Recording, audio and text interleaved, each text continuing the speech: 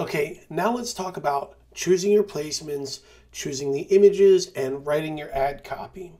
So when choosing your placements, native advertising is a little bit different than some other ad networks where, like in Google, you'll have a lot of keywords, or you might have a lot of website placements that you're choosing very specifically. In Facebook, you may have a lot of different interests. With native advertising, it's a little bit more broad and really depends on the ad network that you're using. Let me give you a framework to use that you'll be able to apply to all the different ad networks, native ad networks anyways. You want to have two main types of campaigns. One is a discovery campaign, and then the other is a whitelist campaign.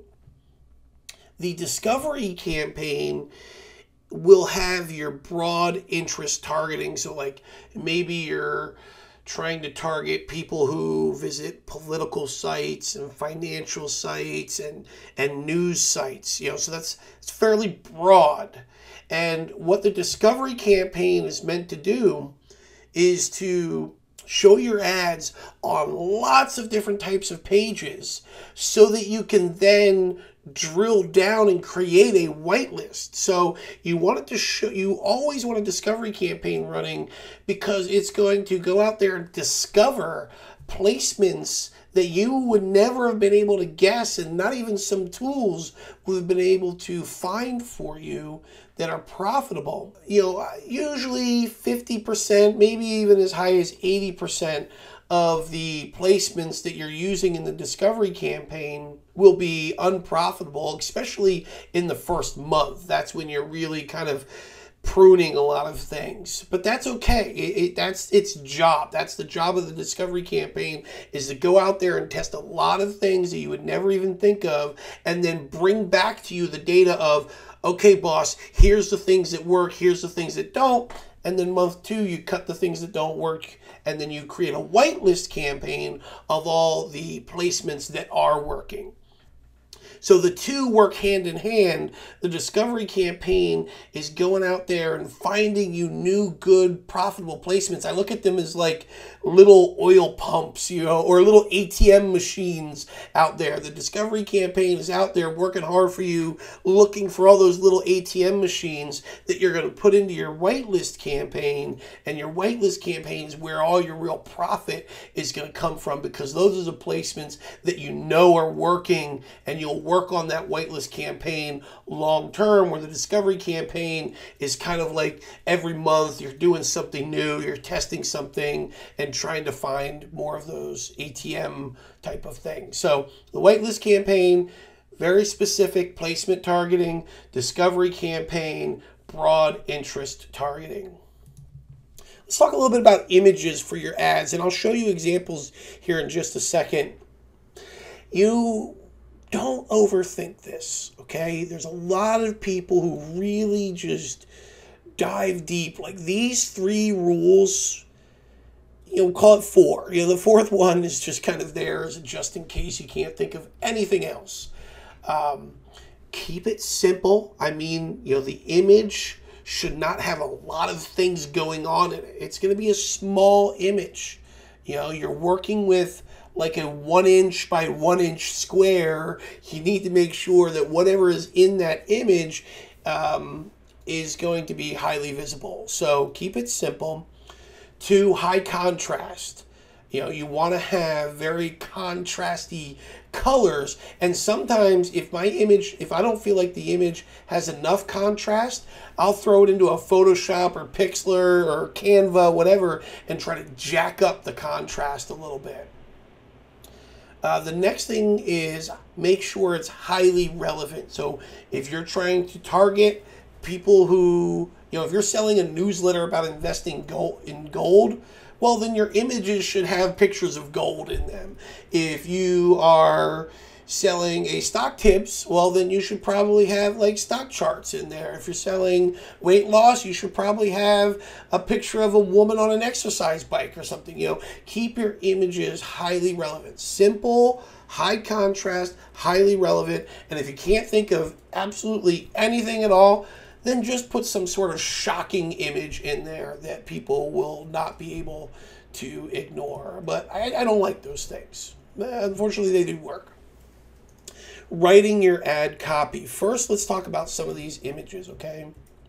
Now, I probably should, but I don't know who this woman is, but I know that this market knows who this woman is. It's a very simple picture. It's a recognizable flag image, and you know, this person's face would be recognizable. Now, here's another thing. All the ad networks, every rep I've talked to at Outbrain, Taboola, Rev Content, when I ask them, hey, you got any extra tips for me? Because that's one question I always ask when I get a rep is, hey, what are some good tips?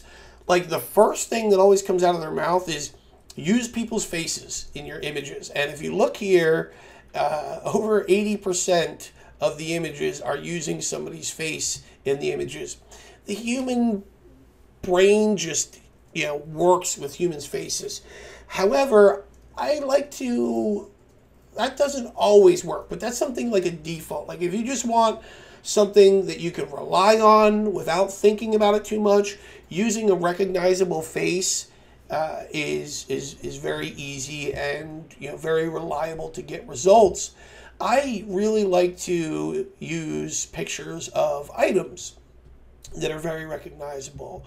So, you know, this one right here, thinking about buying gold, having, you know, picture of gold in there, that's a no-brainer. A headline about Ron Paul has surprising gold warning, having a picture of Ron Paul and gold. Like I said, guys, don't overthink this. Keep it simple, high contrast, recognizable. You know, this one's a little weird, okay? It's a person's face with a weird device on it. But then when you read the copy, CPAP makers running scared after new snoring cure unveiled. So if you have sleep apnea or if you have a spouse with a snoring problem, it's going to be almost impossible to not click on this. So that's one thing I want to tell you when you're writing your ad copy. The image should help tell the story of your headline. And the headline, really, it should just be the headline of your advertorial. So if you're using, are you making these 5 weight loss mistakes? Well, I mean, that should probably be your headline. And then you might have a picture of a woman, you know, with a face like she just made a mistake, you know, or maybe a picture of a woman falling off of an exercise bike. I don't know. Yeah, it's hard to come up with these things on the fly, but you want your image to help tell the story of the copy that you're writing. So thinking about buying gold, watch this first, and then there's a little bowl of gold here. Ron Paul has surprising gold warning. Well, there's a picture of Ron Paul pointing at gold. Locate anyone by entering their name. This is addicting. This one's targeting men who probably would love to locate an attractive female woman. Why is Quicken Loans urging Americans to switch to an...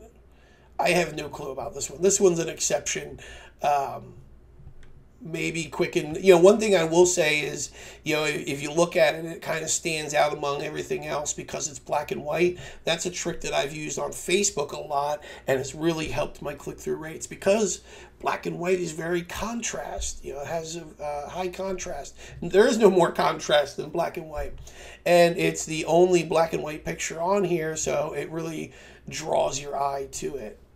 Now, the image is going to do the most amount of work. The image is going to stop the eye, or on mobile they call it thumb stopping, you know, because the person's kind of scrolling with their thumb. The image stops the person and gets the attention. The copy tells the finger to click, you know, so you need the image to first stop their eyes, so that they're paying attention to what you're doing. And then the image is what's going, or the text is what's going to make them actually click. So I tell everyone to make sure they spend 80% of their time testing different images. It's really what's going to do the most amount of work. The headlines, when it comes to native ads, this isn't like search ads or display ads where you got to get really, really creative with your ad copy. I mean, for the most part, you're just going to use whatever your headline was from the advertorial in your native ad. Where it really comes down to it is the images for native ads, and that's where you'll find, the guys that are doing $2,000 a day, $5,000 a day, what they spend their time on, lots and lots of images, and they'll change very slight variations and just do everything they can to possibly try and figure out what image is going to help them the most. All right, let's talk about some what if questions. What if your business is pretty new and you don't know who your ideal customer is? Or maybe you've just come out with a new product and you don't know who your ideal customer is. Well, a good workaround for this, I'll bet another product already exists and you can go look up and see who their customers are. Also, when creating your customer persona, the first time you create it, it's an educated guess. You've done some research, and with the best of your research and the best of your insights and intuition, this is what you think the customer persona is. And then as you actually execute these ad campaigns and see the conversions, and you have new customers coming in, and hopefully you'll be surveying new customers, you'll kind of dial in that customer persona and make it perfect over time. So in the beginning, if you don't know who your ideal customer is, just make your best educated guess as you can, and then work on making it perfect over time. What if you only have $100 to start? If you only have $100 to start, you can't really expect a lot of results. If you've got $100 to start, what that's going to do for you is it's going to allow you to start seeing what's working and what's not working. You can't say, I've got $100, I hope I become a millionaire. It doesn't work that way. I mean, there's super rare cases of that, but really you're going to spend $100 and you're going to learn, okay, well, these 5 placements didn't work, but this one did, and I tried these 3 images, and this one got the best results. So what $100 is going to get you is it's going to get you some information so that you can do it again next time you have $100, and you'll start working your way into a profitable campaign. Also, with these native ads, I like to set it to just $5 a day. Especially if I'm using social like Twitter, Facebook to promote one of my articles to a really super targeted selection of people, then I'll just set it to $5 a day, and you can be surprised. You can get some really good results off of that. But like I said, be real about your expectations. If you're starting with $100, really, you would be that $100. I would consider that $100 extremely well spent if you found one image that worked well and one placement that worked well. That would be wow, that was the best $100 I've spent in a long time. Because that information is the information that's going to lead you to $1,000, $10,000, $100,000, $1 million. What if you don't know what audiences or placements to use? That kind of answered that already in the ideal customer. Just, start with your best educated guess. I mean, that's what the discovery campaign is all about. Use that discovery campaign with your best educated guess to go out there and find you. That's what the first month of that's what everybody gets wrong in advertising. They think, oh, I'm going to put $500 in, and they treat it like a lottery. I'm going to put $500 in, I hope it's profitable. And then if it's not profitable in that first $500, they're like, oh, this doesn't work. That is not how media buying is supposed to be. You put $500 in, you get some data back. It's like instead of going to the grocery store and buying groceries with ad networks, you're going to the data store and buying data. So you're going to put that money into your discovery campaign, and then it's going to tell you, okay, well, you gave me 10 images. These 3 performed the best. Also, you tested 2 different advertorials. This one had the highest click-through. You tested 7,000 different placements because your discovery campaign was very broad. Of the 7,000, I found you 70 that were getting you a decent cost per acquisition, and you work your way into profitability. And we'll talk about that some more, about what you should be doing month 1, month 2, month 3 later on in this course. What if you can't think of any ad copy ideas? Swipe. I don't mean steal. I don't mean copy. I don't mean plagiarize. I mean go out there, look at Yahoo, look at Forbes, look wherever there's native ads, and they're on just about every mainstream media website: USA Today, People, TMZ, beforeitsnews.com. I mean, just all these places where, mainstream media websites, there's native ads out there, and get ideas from things that are actually running. And if you really want to do your best, then spend like 2 weeks of looking again and again at the same places to see what keeps showing up, because ads that keep showing up are either run by an idiot or it's working. And most of the time it's, because it's working, unless it's something like Red Cross or, some kind of charity where they're just spending donors' money and they just have to spend it, But if it looks like it's a direct response advertiser, or, a company that you think is smart, like Coca-Cola, Disney, Book Club, whatever, Quicken Loans, then, and the ad just keeps running, then you know that is working. What if you don't know how to design banner ads?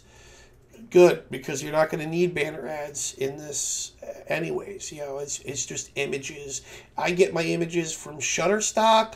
I get them from Icon Finder, and then also I get them from PhotoDune, but I don't really like them as much anymore. Really, these days I use Shutterstock.com, or I use iconfinder.com. Icon Finder is really good at finding you icons, right?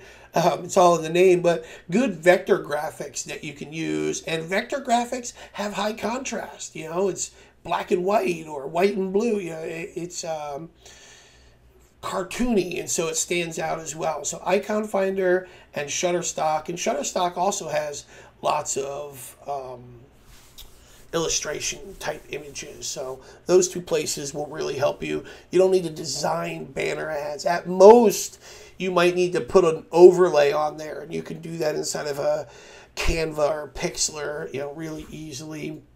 No, at Supermost, a Fiverr gig, like $5. Native ads is very easy. You just, find some images on a stock photo site and then pop them in there and just test a lot of different images.